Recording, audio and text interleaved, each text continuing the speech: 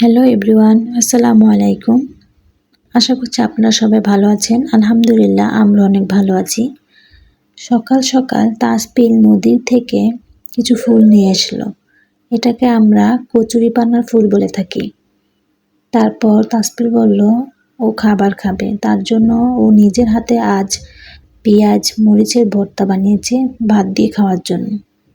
অনেক মজা করে মেখেছে, তারপর খেয়ে বলল আম্মু অনেক মজার হয়েছে খেতে।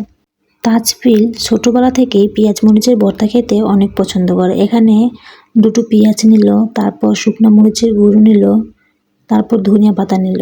এখন সরিষার তেল দিয়ে ভালোভাবে অনেকক্ষণ মেখে নিল। তারপর এখানে তাজপিল ভাত খাবে, এই জন্য পরিমাণ মতন ভাত নিল। ভাত নিয়ে ভালোভাবে মেখে ভর্তাটা দিয়ে খেয়ে নিল। খেয়ে বলল অনেক মজার হয়েছে ভর্তাটা খেতে। আজ ইফতারিতে ভাবলাম ভাজাপুরি না বানিয়ে আজ সিম্পল খাওয়া দাওয়া করি। তার জন্য এখানে ডিম সিদ্ধ করে নিয়েছি। ডিমটা প্রথমে তেলের ভিতরে ভালোভাবে ভেজে নিলাম।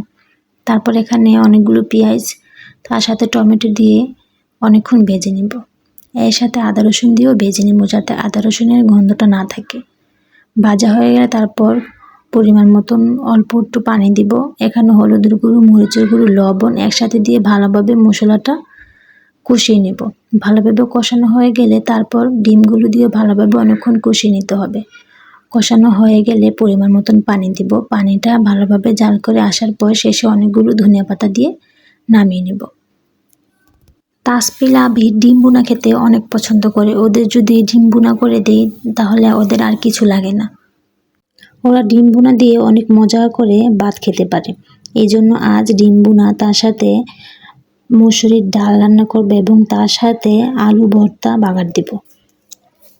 ডিমটা রান্না করা হয়ে গেল, এর পাশাপাশি মসুরির ডাল রান্না করব। আজ ভাবলাম মসুরি ডালটা হাতে মেখে বসিয়ে দেব। তার জন্য এখানে মসুরির ডাল নিয়েছি, দুটো পেঁয়াজ কুচি করে নিয়েছি, তার সাথে একটা বড় টমেটো কুচি করে নিলাম। এখানে হলুদের গুঁড়ো, মরিচের গুঁড়ো, লবণ, পরিমাণ মতন সয়াবিন তেল দিয়ে ভালোভাবে মেখে নিতে হবে। মাখা হয়ে গেলে তারপর কিছু পরিমাণ পানি দিয়ে চুলাতে বসিয়ে দিব কষানোর জন্য। কষানো হয়ে গেলে তারপর এখানে পরিমাণ মতন পানি দিয়ে দিব। দেখুন ডালটা কি সুন্দর করে সিদ্ধ হয়ে গেছে, তার সাথে টমেটোটাও গলে গেছে। এর সাথে কাঁচামরিচ দিয়েছিলাম। তারপর ডালটা হয়ে গেল। এখন সবার শেষে ধনিয়া পাতা দিয়ে নামিয়ে নেব। আলু ভর্তার সাথে এর মসুরির পাতলা ডাল খেতে অনেক মজার হয়। এর পাশাপাশি আমি আলুটা সিদ্ধ করে নিয়েছিলাম। আলুটা সিদ্ধ হয়ে গেলে তারপর আমি আলু ভর্তাটা প্রথমে বানিয়ে নেব। তার জন্য এখানে অনেকগুলো আলু, তার সাথে শুকনো মরিচের গুঁড়ো এবং লবণ সব একসাথে দিয়ে ভর্তাটা ভালোভাবে মেখে এক সাইড করে রেখে দিলাম।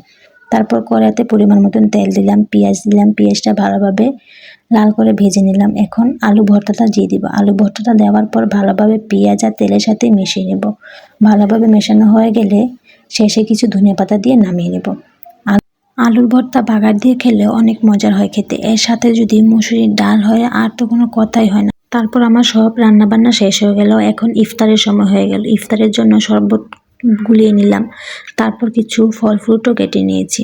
সাথে বাবা একটা তরমুজ নিয়েছিল। তরমুজটা অনেক পাকা ছিল এবং অনেক মিষ্টি ছিল। তারপর আমরা সবাই একসাথে বসে ইফতারিটা করে নিলাম। এতক্ষণ ভিডিওটি দেখার জন্য ধন্যবাদ। লাইক, ফলো, সাবস্ক্রাইব করে তানজিনা আক্তার ব্লগের সাথেই থাকবেন। Thank you.